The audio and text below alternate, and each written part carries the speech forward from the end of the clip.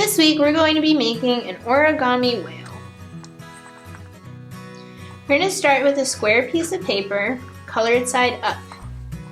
Fold your paper in half like a taco fold and unfold again.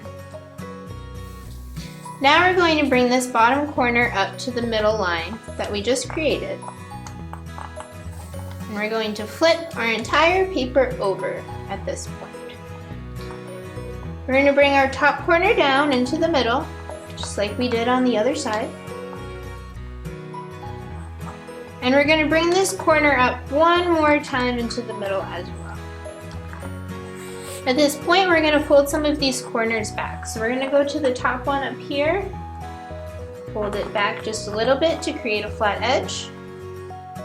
We're going to go to this corner here and do the same thing as well. Now flip over your entire piece of paper. We're going to grab our little tail here, flip it up just a bit.